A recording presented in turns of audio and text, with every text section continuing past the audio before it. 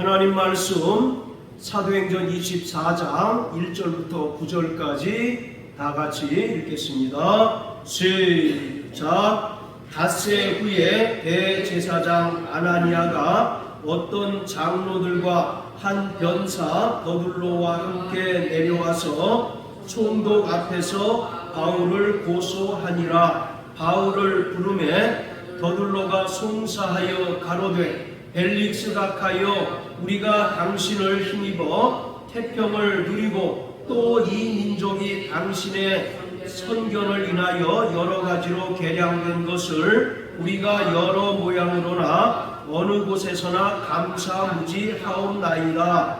당신을 더 괴롭게 아니하려 하여 우리가 대강 여짜옵나니 관용하여 들으시기를 원하나이다. 우리가 보니 이 사람은 연병이라 천하에 퍼진 유대인을 다 소욕해 하는 자요 나사렛 이단의 괴수라. 저가 또 성전을 더럽게 하려 함으로 우리가 잡아싸우니 당신이 친히 그를 신문하시면 우리의 송사하는 이 모든 일을 아실 수 있나이다 하니 유대인들도 이와 참가하여 이 말이 옳다 주장하니라. 아멘. 사도 바울은 예루살렘에서 체포된 이후에 가이사랴에 있는 벨릭스 총독에게로 이송이 되었습니다. 그리고 그곳에서 유대인들로부터 고발을 당하여 법정에 서게 되었습니다. 사도 바울을 고발한 이들은 대제사장 아나니아, 장로들과 또 한 변사 더둘로입니다.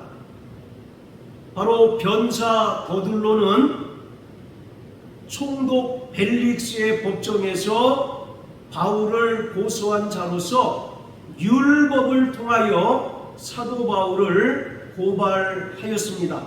바로 더둘로는 변사라고 되어 있습니다. 여기서 변사라고 하는 말은 전문직 변호사를 가리키는 거예요. 이 변사 더둘로가 유대인들로부터 고용을 당해서 사도 바울을 율법에 의하여 고발을 하였습니다. 자, 이 더둘로가 바울을 고발한 내역을 보면 5절과 6절에 기록되어 있는데 바로 이 사람은 연병이라고 말합니다. 그리고 이 사람은 천하에 퍼진 유대인을 다 소욕해 하는 자요 나사렛 이단의 괴수며 또 성전을 더럽게 하는 자다라고 벨릭스 총독에게 사도 바울을 고발하였습니다. 여기서 이 사람은 연병이다라고 하는 말은, 이 연병이라고 하는 말은 전염성이 대단히 강한 전염병을 말합니다. 그만큼 사도 바울이 전한 복음이 급속도로 확대됨에 따라서 유대인들이 상당한 위기의식을 느끼고 있었다는 것을 알 수가 있습니다. 그리고 천하에 퍼진 유대인을 다 소욕해 하는 자다라고 말합니다. 여기서 소욕해 하다라고 하는 말은 유대인들을 선동해서 정치적인 혁명을 꾀하는 자라는 그런 의미입니다. 자, 그리고 세 번째로는 나사렛 이단의 괴수다라고 말합니다. 이것은 바로 바울이 전파하는 그 복음이 유대 율법을 폐하고 또 율법에서 정한 할례나 안식일 등 규례들을 폐한다고 생각을 하여서 나사렛 이단의 괴수다라고 이렇게 더둘로가 사도 바울을 벨릭스 총독에게 고발을 하였던 것입니다. 그 고발의 내용들을 보면 용어들이 극단적인 표현들이 사용됐습니다. 연병이니 또는 유대인을 다 소욕해 하는 자고 나사렛 이단의 괴수다라고 이와 같이 극단적인 언어를 사용함으로 인해서 사도 바울의 그 죄를 극대화시키려고 노력한 흔적이 보입니다. 자, 그런데 더둘로가 율법을 통해서 재판장인 총독 벨릭스에게 사도 바울을 고발한 이 모습을 보면 마귀가 율법을 통해서 구원받은 성도들을 하나님 앞에 고발하는 그런 모습을 연상케 합니다. 오늘 이 본문은 공식적인 법정에서 일어난 모습을 기록하고 있습니다. 더둘로는 바로 변사로서 끊임없이 율법을 통해서 바울의 죄를 들춰내는 자였고, 총독 벨릭스는 10절에 보면 재판장이라고 하는 표현을 썼습니다.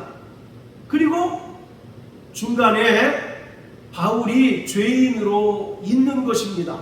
자, 이 모습을 우리가 보면 마귀가 율법을 통해서 구원받은 성도들을 의로우신 재판장이신 하나님 아버지께 고소하고 또 참소하는 그런 모습을 연상하게 됩니다. 마귀는 구원받은 성도를 대적하고 정죄하는 자요, 또 하나님 앞에 참소하는 자입니다.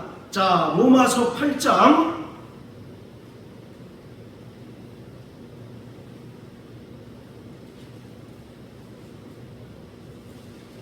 31절 읽겠습니다. 시작. 그런즉 이 일에 대하여 우리가 무슨 말하리요? 만일 하나님이 우리를 위하시면 누가 우리를 대적하리요? 바로 대적하는 자가 있다는 것입니다. 그 대적하는 자가 누구냐? 곧 마귀라고 말하고 있습니다. 자, 그리고 33절, 34절 또 다같이 읽겠습니다. 시작. 누가 능히 하나님의 택하신 자들을 송사하리요? 의롭다 하신 이는 하나님이시니 누가 정죄하리요? 죽으실 뿐 아니라 다시 살아나신 이는 그리스도 예수시니 그는 우리 하나님 우편에 계신 자요 우리를 위하여 간구하시는 자시니라. 자, 33절에 보면 송사라는 단어가 나옵니다. 그리고 34절에 보면 정죄라는 단어가 나와요. 바로 송사와 정죄라고 하는 것은 법정 용어입니다. 우리를 고발하고 고소한다는 그런 의미가 있는 거죠. 자, 이처럼 마귀는 율법을 통해서 구원받은 성도들을 정죄하고 또 하나님 나라 법정에서 하나님께 성도들을 고발하는 자입니다. 이러한 마귀의 참소는 구원받은 성도들에게 매우 큰 영적인 도전이 됩니다. 마귀는 참소를 통해서 성도들의 정체성을 흔듭니다. 그리고 구원받은 믿음을 흔들고 성도들로 하여금 좌절하고 낙심케 하고 또 절망케 함으로 말미암아 하나님의 은혜에서 멀어지게 합니다. 그뿐만 아니라 마귀는 참소를 통해서 우리의 죄와 허물, 약점들을 끊임없이 들춰냄으로써 우리가 하나님께 용서를 받고 또 구원의 은혜를 받은 것에 대하여 의심케 만듭니다. 이처럼 마귀는 하나님 앞에서 율법을 통해서 구원받은 성도들을 끊임없이 정죄하고 참소하는 자입니다. 자, 우리 구약성경 욥기 1장을 다 같이 보시겠습니다. 자, 욥기 1장 1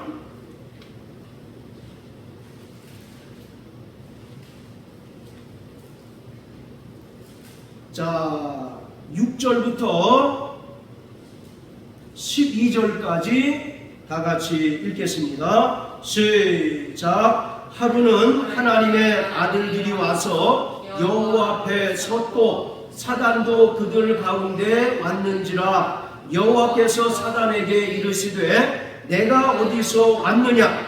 사단이 여호와께 대답하여 가로되 땅에 두루돌아 여기저기 다녀왔나이다. 여호와께서 사단에게 이르시되 내가 내 종 욥을 유의하여 보았느냐? 그와 같이 순전하고 정직하여 하나님을 경외하며 악에서 떠난 자가 세상에 없느니라. 사단이 여호와께 대답하여 가로되 욥이 어찌 까닭없이 하나님을 경외하리이까? 주께서 그와 그 집과 그 모든 소유물을 산울로 두르심이 아니니이까? 주께서 그 손으로 하는 바를 복되게 하사 그 소유물로 땅에 널리게 하셨음이니이다. 이제 주의 손을 펴서 그의 모든 소유물을 치소서. 그리하면 정령 대면하여 주를 욕하리이다. 여호와께서 사단에게 이르시되 내가 그의 소유물을 내 손에 붙이노라. 오직 그의 몸에는 내 손을 대지 말지니라. 사단이 곧 여호와 앞에서 물러가니라. 자, 6절에 보면 하루는 하나님의 아들들이 와서 여호와 앞에 섰고 사단도 그들 가운데 왔다라고 말합니다. 이것이 하나님 나라의 법정을 말하고 있는 거예요. 여기서 하나님의 아들들은 천사들을 가리키고 있습니다. 그리고 그들 가운데 사단도 함께 있었는데 하나님께서 사단에게 말씀하시기를 내 종 욥을 유의하여 보았느냐? 그와 같이 순전하고 정직하여 하나님을 경외하고 악에서 떠난 자가 없다라고 이와 같이 말씀하자 사단이 욥을 정죄하고 하나님께 참소하기 시작합니다. 욥이 까닭없이 하나님을 경외하고 또 하나님을 섬기겠습니까? 하나님께서 그에게 많은 복들을 주시고 또 그를 하나님께서 지켜주셨기 때문에 그가 하나님을 경외하고 섬기는 것입니다 라고 사단이 하나님께 욥을 참소합니다. 정죄합니다. 그때 하나님께서 사단에게 욥을 붙입니다. 자, 이처럼 사단은 구원받은 성도들을 고소하고 또 참소하는 자입니다. 자, 또 구약성경 스가랴서 3장을 다 같이 한번 보십니다. 스가랴서 3장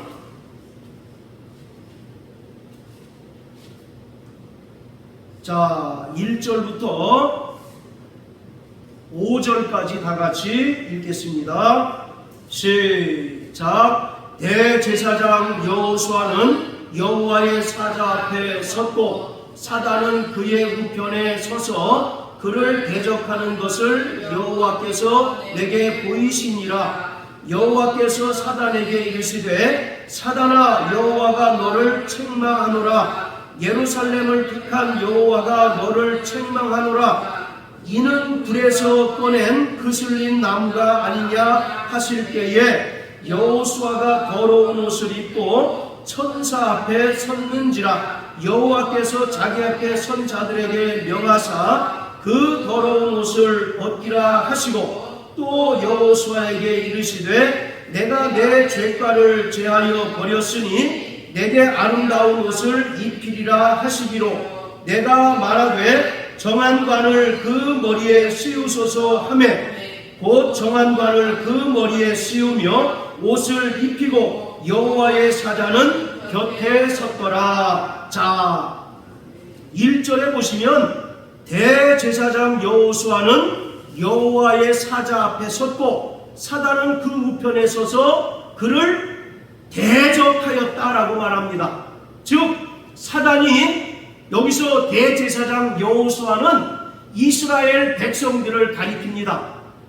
그러니까 사단이 하나님의 법정에서 이스라엘 백성들을 하나님께 고소하고 참소하는 바로 그러한 내용입니다. 왜 사단이 이스라엘 백성들을 참소하였느냐면 이스라엘은 바로 하나님의 백성이지만 그들이 하나님께 불순종하고 우상 숭배를 함으로 인하여 그들이 바벨론에 의하여 멸망을 당하고 70년간 포로 생활하였는데 그것을 지금 사단이 하나님께 정죄하고 참소하는 것입니다. 저들이 하나님의 백성이라고 하면서 이렇게 하나님께 범죄한 것을 보소서 저들은 마땅히 형벌을 받아야 됩니다라고 사단이 하나님께 참소하는 겁니다. 자, 2절에 보면 이는 불에서 꺼낸 그슬린 나무가 아니냐라고 말씀하고 있어요. 여기서 불에서 꺼낸 그슬린 나무는 역시 이스라엘 백성들을 말하는데 불이라고 하는 것은 하나님의 심판을 말합니다. 이스라엘 백성들이 하나님께 심판을 당하여 바벨론에 의하여 멸망을 당하였습니다. 그리고 그들이 그슬린 나무가 되었다는 것은 바벨론에 70년간 포로 생활을 하고 있는 상황을 말하고 있습니다. 자, 그리고 3절에 보면 여호수아가 더러운 옷을 입고 천사 앞에 섰습니다. 저들이 하나님의 백성이라고 하면서 저렇게 더러운 옷을 입고 있습니다. 즉 죄와 허물로 하나님을 대적하였습니다라고 마귀가 사단이 하나님께 이스라엘 백성들을 참소하고 있습니다. 그때 하나님께서 4절에 보면 여호수아에게 이르시되 내 죄가를 제하여 버렸으니 내게 아름다운 옷을 입히리라 하시고 할렐루야. 이처럼 사단은 끊임없이 하나님의 백성들을 참수합니다.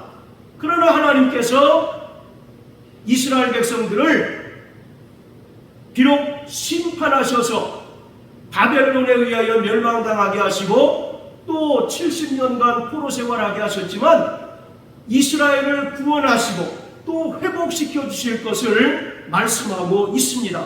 자, 또 신약성경 요한계시록 12장을 다 같이 보시겠습니다. 요한계시록 12장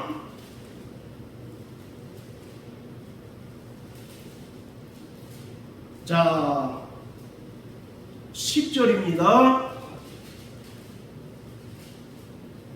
시작. 내가 또 들으니 하늘에 큰 음성이 있어 가로되 이제 우리 하나님의 구원과 능력과 나라와 또 그의 그리스도의 권세가 이루었으니 우리 형제들을 참소하던 자 곧 우리 하나님 앞에서 밤낮 참소하던 자가 쫓겨났고. 자, 10절에 참소라고 하는 말이 두 번 반복됩니다. 참소라고 하는 말은 고소하고 고발하다라고 하는 것을 말하고 있어요. 결국 참소하는 자가 누굽니까?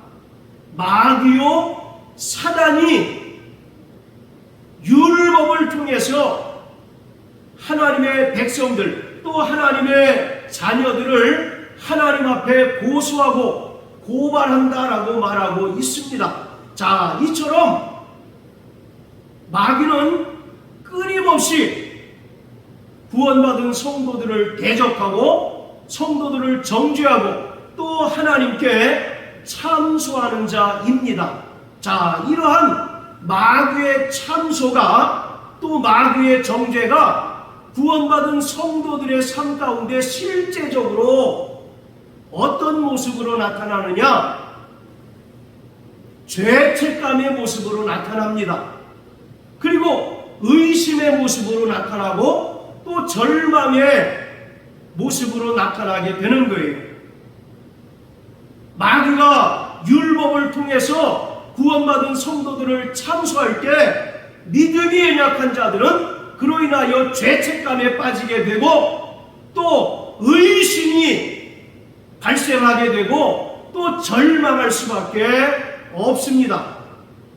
마귀는 끊임없이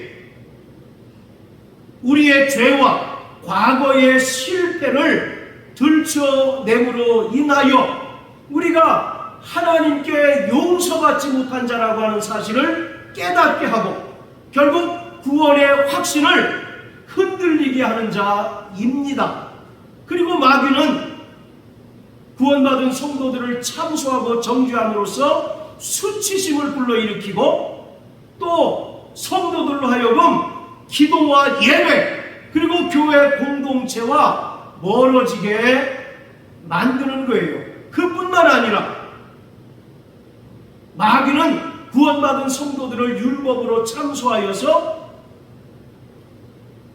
다른 사람의 약점과 연약함을 비난하고 정죄하게 함으로써 교회 공동체가 깨어지도록 만드는 존재입니다.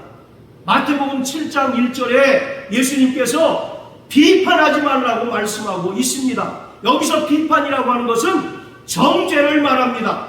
이처럼 하나님께서는 바로 구원받은 성도들이 다른 사람의 약점이나 허물 그리고 실수를 정죄하거나 비판하지 말라고 말씀하셨지만 마귀는 끊임없이 성도들로 하여금 다른 사람들의 연약함, 실수 또 과실을 비난하고 비판하고 정죄하게 함으로써 교회 공동체가 온전히 서지 못하고 무너지게 만듭니다. 자, 이처럼 마귀의 참소는 철저히 구원받은 성도들의 신앙 정체성을 흔드는 것입니다. 그리고 구원받은 그 믿음을 의심케 하는 존재가 바로 마귀요.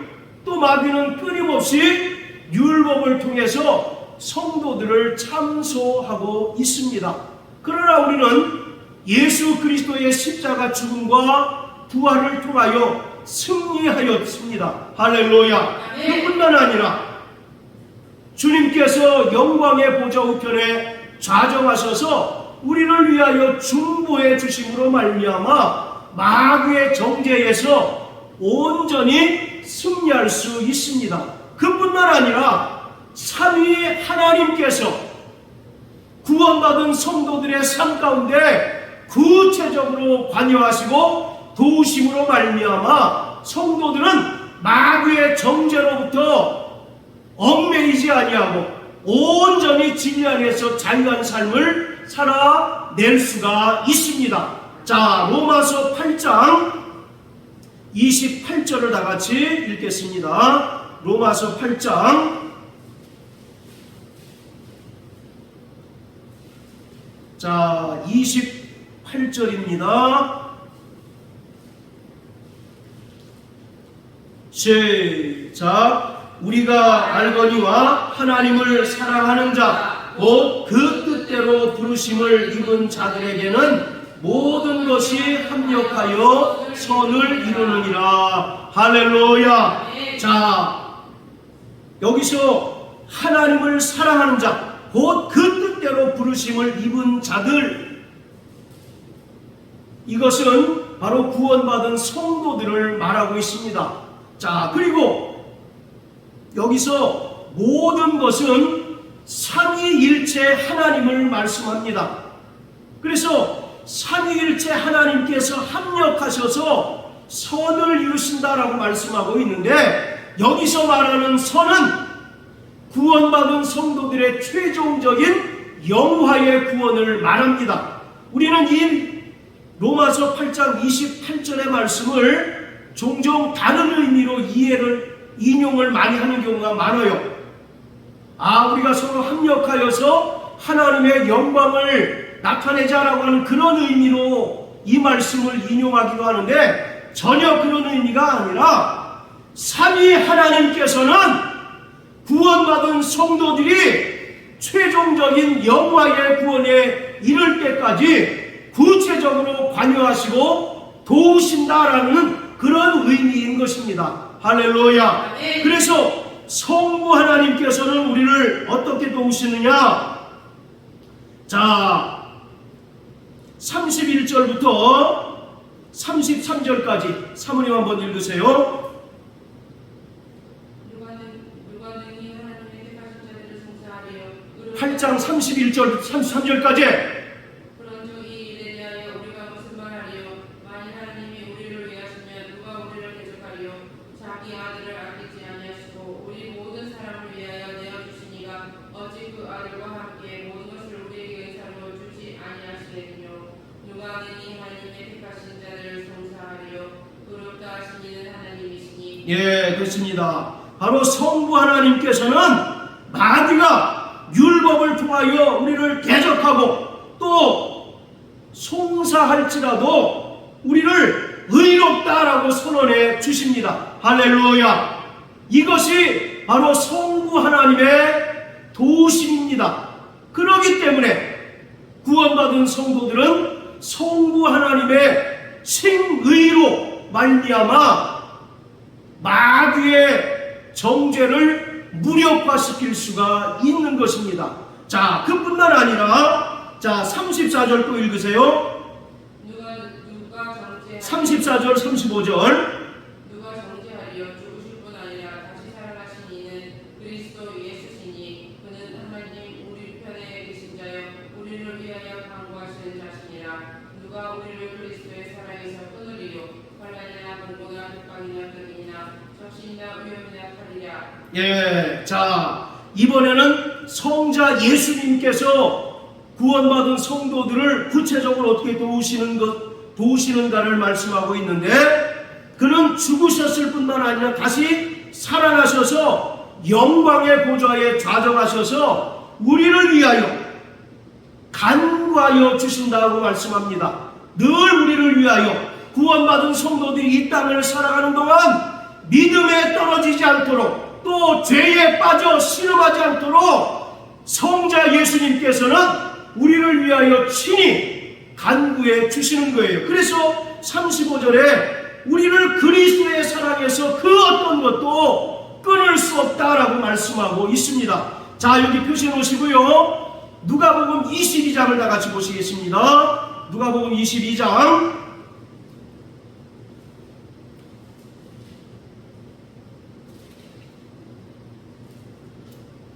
자, 31절, 33절 시작. 시몬아 시몬아 보라, 사단이 밀감을 하려고 너희를 청구하였으나 내가 너를 위하여 내 믿음이 떨어지지 않기를 기도하였노니 너는 돌이킨 후에 내 형제를 굳게 하라. 자, 31절에 보면 사단이 밀가부릇 하려고 너희를 청구하였다라고 말합니다. 여기서 밀가부릇 한다는 것은 끊임없이 키질을 한다는 겁니다. 키질을 하는 이유가 뭐겠어요? 우리에게서 참소할 그 증거를 잡아내기 위해서 끊임없이 키질하는 겁니다. 우리가 키질을 하게 되면 알곡은 남아있고 쭉정이는 다 떨어져 나가죠. 그것처럼 밀가부릇 한다는 것은 구원받은 성도들에게 있어서 끊임없이 참소할 그 증거물을 채취한다는 그런 의미가 되는 거예요. 그걸 통해서 우리를 청구하고 또 우리를 참소한다는 것입니다. 자, 그런데 32절에 보면 내 믿음이 떨어지지 않기를 위하여 기도하였다. 할렐루야. 자, 다시 로마서 8장으로 돌아갑니다. 자, 이처럼 예수님께서는 이 땅에 말씀이 육신이 되어 오셔서 친히 십자가에 달려 죽으시고 부활 승천하신 후에 영광의 보좌 우편에 좌정하셨어요. 그리고 예수님께서는 우리의 영원한 중보자가 되셔서 구원받은 성도들을 위하여 밤낮 기도하시는데 우리의 믿음이 떨어지지 않도록 기도하시고 또 우리가 죄악에 신음하지 않도록 기도해 주십니다. 할렐루야. 그렇기 때문에 우리를 사랑하시는 그리스도의 사랑에서 어떤 피조물이라도 끊을 수 없다라고 말씀하고 있습니다. 자, 이처럼 성부 하나님께서는 우리를 의롭다라고 선언해 주셨고 또 성자 예수님께서는 우리를 위하여 영광의 보좌 우편에서 중보하시고 또 간구해 주십니다. 그뿐만 아니라 자 8장 26절 27절 같이 읽겠습니다. 시작. 이와 같이 성령도 우리 연약함을 도우시나니 우리가 마땅히 빌 바를 알지 못하나 오직 성령이 말할 수 없는 탄식으로 우리를 위하여 친히 간구하시느니라. 마음을 감찰하시는 이가 성령의 생각을 아시나니 이는 성령이 하나님의 뜻대로 성도를 위하여 간구하심이니라. 할렐루야. 성령 하나님께서도 우리의 연약함을 아셔서 말할 수 없는 탄식으로 우리를 위하여 친히 간구해 주십니다. 우리의 연약함이란 뭐겠습니까? 우리를 향하신 하나님의 뜻을 온전히 알지 못하는 연약함입니다. 그럴 때 성령께서는 우리를 도우셔서 우리 구원받은 성도 각자를 향하신 하나님의 뜻을 깨닫게 하시고 하나님의 뜻을 알게 하셔서 그 뜻대로 살아가도록 도와주십니다. 성도를 향하신 하나님의 뜻은 하나님의 거룩하심과 같이 너희도 거룩하라는 것입니다. 할렐루야. 그러기 위해서는 우리가 철저히 마귀의 정죄를 극복하고 죄의 시험을, 죄의 유혹을 능히 이기는 자가 되어야 하는 것입니다. 예수님께서는 우리에게 자유를 주셨습니다. 요한복음 8장 32절에 보면 진리를 알지니 진리가 너희를 자유케 하리라고 말씀하셨습니다. 그리고 갈라디아서 5장 1절에 보면 예수님께서 이 땅에 오신 목적은 우리를 자유케 하시기 위함이라고 말씀하고 있습니다. 자, 갈라디아서 5장 1절을 다 같이 보시겠습니다. 갈라디아서 5장 자 1절입니다.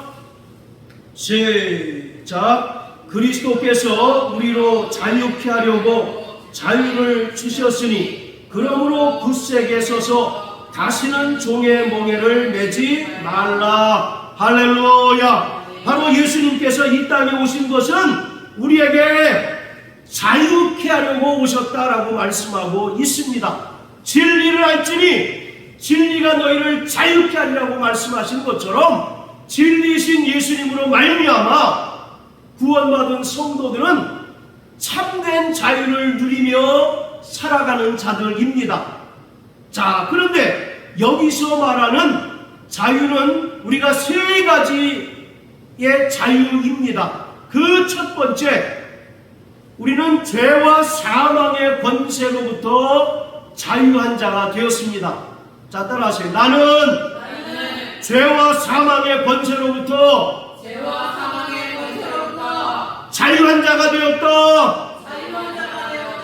바로 예수님께서 이 땅에 말씀이 육신이 되어 오셔서 친히 십자가에 달려 죽으시고 부활하심으로써 마귀의 사망 권세를 깨뜨리시고 또 세상 임금인 마귀를 심판하심으로 말미암아 마귀 아래서 죄의 종노릇하는 인간들이 비로소 구원함을 얻게 되었고 또 죄와 사망의 권세에서 자유함을 누리게 되었습니다. 자, 여기 표시해 놓으시고 히브리서 2장을 다 같이 보시겠습니다. 히브리서 2장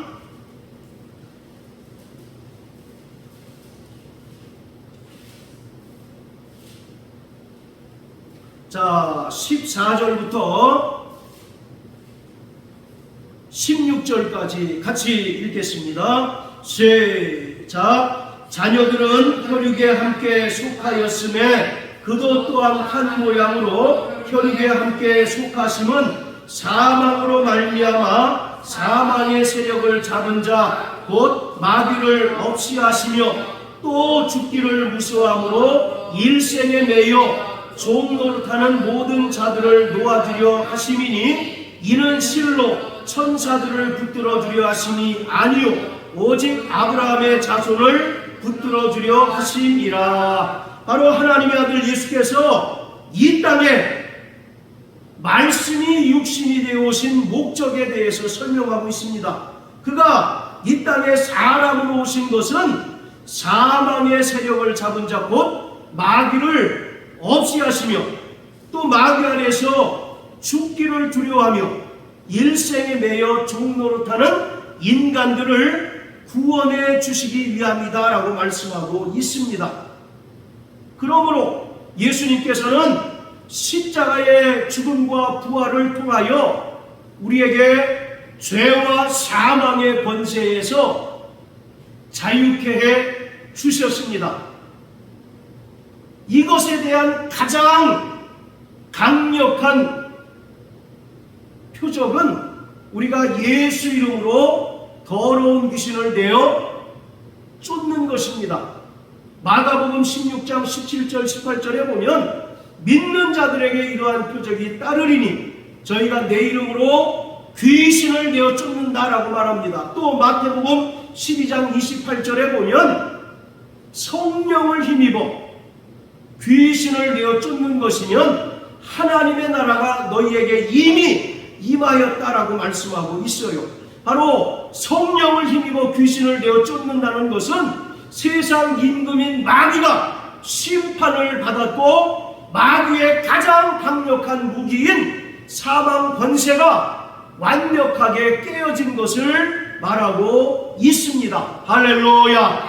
자, 이처럼 예수님께서 우리에게 첫 번째 주신 그 자유는 죄와 사망의 권세로부터 자유인 것입니다. 자, 그리고 두 번째 자유는 율법과 양심의 정죄로부터 우리를 자유케 하셨습니다.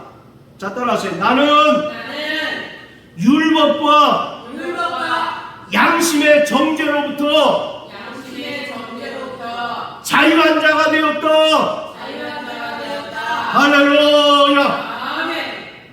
바로 예수님께서 십자가에 달려 죽으시고 부활하심으로써 우리에게 율법으로부터 자유를 주셨고 또 양심의 정죄로부터 자유함을 주셨습니다. 그렇기 때문에 구원받은 성도들은 다시 종의 멍에를 매는 자가 되어서는 안 됩니다. 다시 율법으로 돌아가거나 다시 양심을 따라 사는 자가 되어서는 안 된다는 거예요.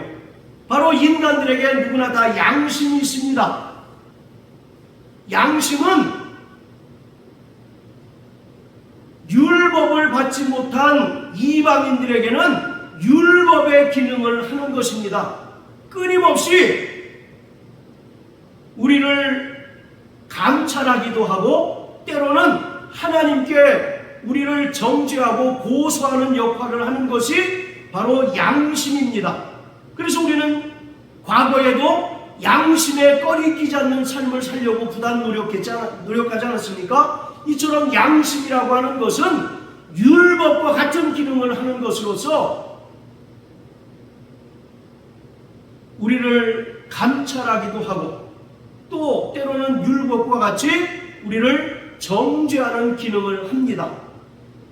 양심이 우리를 정죄함으로 인하여 우리에게 죄책감이 생기는 거예요. 여러분, 죄와 죄책감은 분명히 다릅니다. 죄라고 하는 것은 하나의 드러난 행위를 말하는 거죠. 그러나 죄책감은 자기의 주관적인 느낌을 말하는 거예요. 그리고 자기 정죄를 말하는 것입니다. 그런데 예수님께서 십자가의 죽음과 부활을 통하여 우리를 양심의 정죄로부터 자유케 하셨습니다. 그렇기 때문에 우리는 더 이상 죄책감에 매여 사는 삶을 청산해야 된다는 것을 말하고 있습니다. 할렐루야. 바로 죄책감은 우리 안에 있는 두려움을 말하고 있는 것입니다. 요한일서 4장은 말하기를 사랑 안에는 두려움이 없나니 온전한 사람이 두려움을 내어 쫓는다. 그러나 두려움에는 형벌이 있다라고 말씀하고 있습니다. 여전히 예수를 믿고 구원받았다고 하면서 마음에 두려움이 있고 또 죄책감에 사로잡혀 있는 사람은 정말로 구원받지 못한 사람일 것입니다. 왜? 예수님께서 율법에서 또 양심의 모든 정죄로부터 우리를 완벽하게 자유케 하셨건만 여전히 그 마음에 두려움이 있고 또 여전히 죄책감에 사로잡혀 있다면 그 사람은 구원받지 못한 자라는 사실을 우리는 분명히 알아야 합니다. 자, 요한일서 4장을 다 같이 보시겠습니다. 자, 요한일서 4장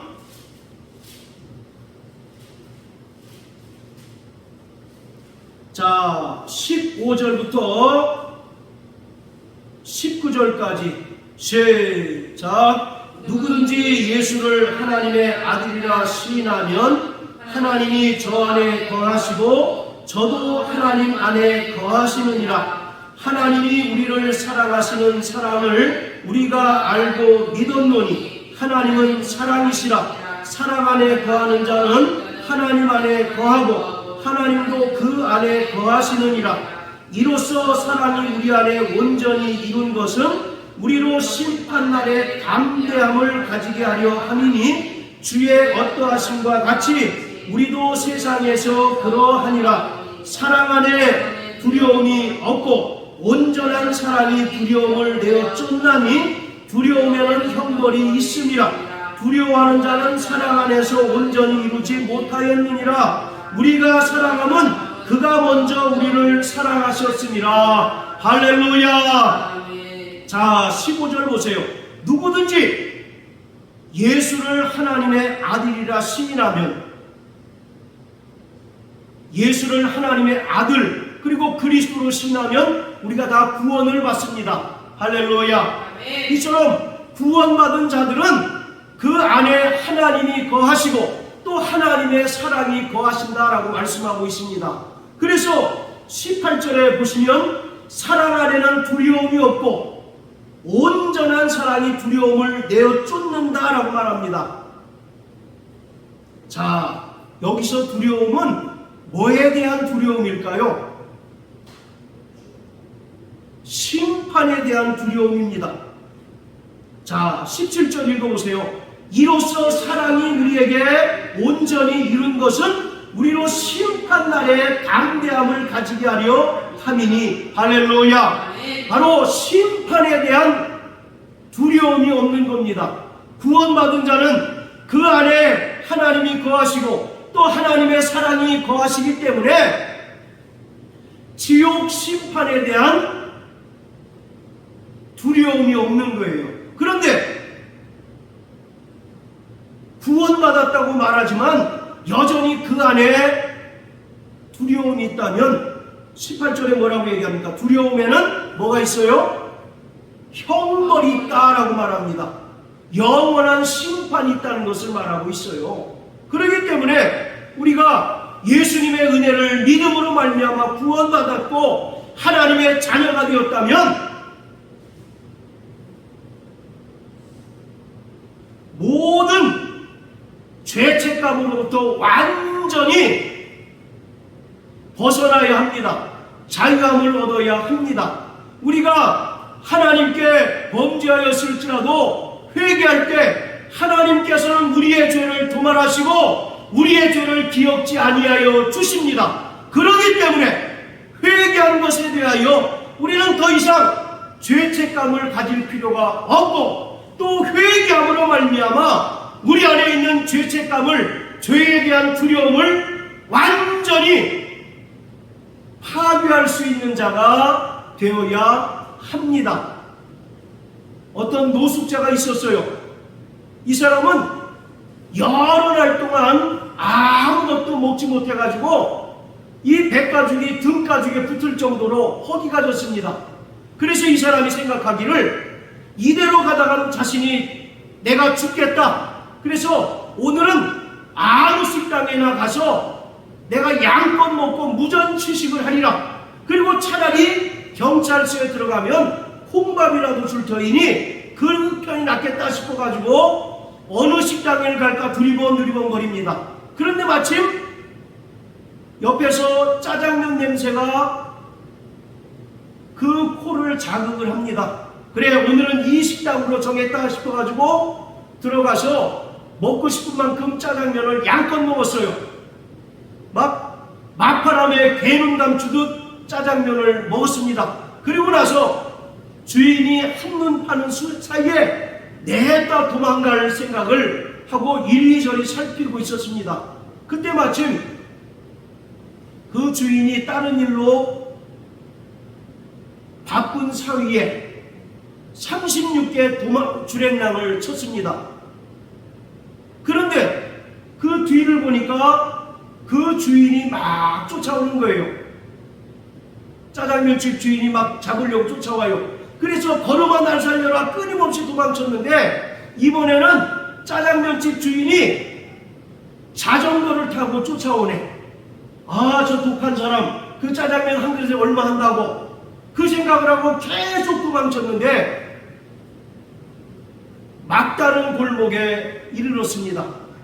그리고 모든 것을 체념하고 나서 애기 고얀 양반 차라리 날 잡아가시오 경찰서에서 콩밥 먹으며 살랍니다 라고 이와 같이 푸념 섞인 투로 이야기를 합니다. 그때 짜장면집 주인이 전혀 뜻밖의 이야기를 하던 거였어요. 아니요, 나는 당신을 무전취식으로 잡으러 온 것이 아니고 경찰서에 넘기려고 온 것이 아니라 당신에게 이 소식을 알려주기 위해서 왔습니다 라고 하는 것입니다. 그게 무슨 소식이었겠어요? 오늘은 우리가 개업날이기 때문에 모든 손님에게 무료로 식사를 제공합니다. 그런데 당신이 그 돈을 내지 않고 주랭랑을 치는 모습을 보고 공짜로 오늘은 제공된다는 사실을 알려주기 위해서 이와 같이 쫓아온 것입니다 라고 말했던 것입니다. 사랑하는 성도 여러분, 예수님께서는 우리를 율법에서 자유케 해주셨습니다. 할렐루야. 양심의 정죄로부터 우리를 완벽하게 자유케 해주셨어요. 그러기 때문에 우리가 다시 양심의 정죄에 따른 죄책감에 시달려 사는 것은 그리스도 예수의 사람이 결코 아닙니다. 로마서 8장 1절 2절에 뭐라고 얘기합니까? 누구든지 그리스도 예수 안에 있는 자들은 결코 정죄함이 없나니 생명의 성령의 법이 죄와 사망의 법에서 너희를 해방하였느니라. 할렐루야. 자, 따라하세요. 나는 율법의 정죄에서 죄책감에서 자유한 자가 되었다. 할렐루야. 바로 예수님께서 이 자유를 주시기 위하여 이 땅에 사람으로 오셔서 십자가에 달려 죽으셨습니다. 그런데 여전히 그 마음 한켠에 심판에 대한 두려움, 죄에 대한 두려움이 있다면 그는 온전히 하나님의 사랑을 받지 않은 자라고 성경은 분명히 말하고 있습니다. 자, 그리고 예수님께서 주신 세 번째 자유는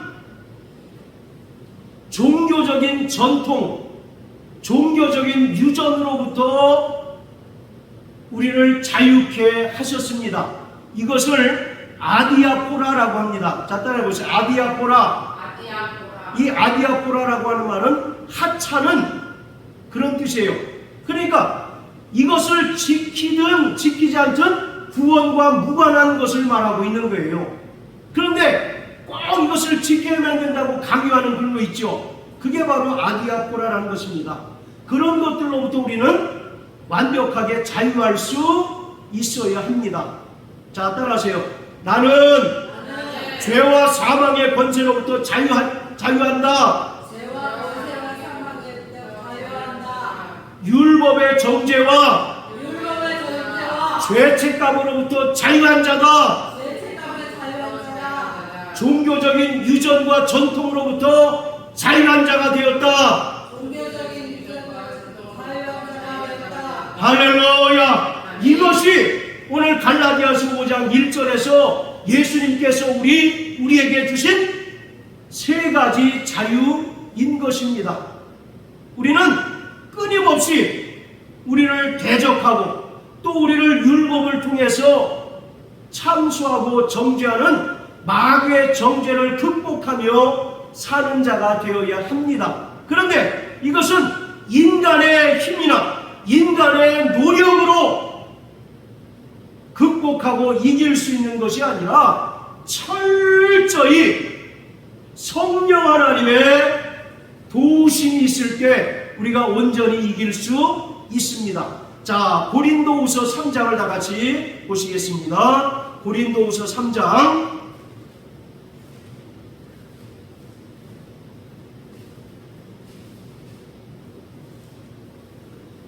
자, 17절입니다. 시작. 주는 영이시니 주의 영이 계신 곳에는 자유함이 있느니라. 할렐루야.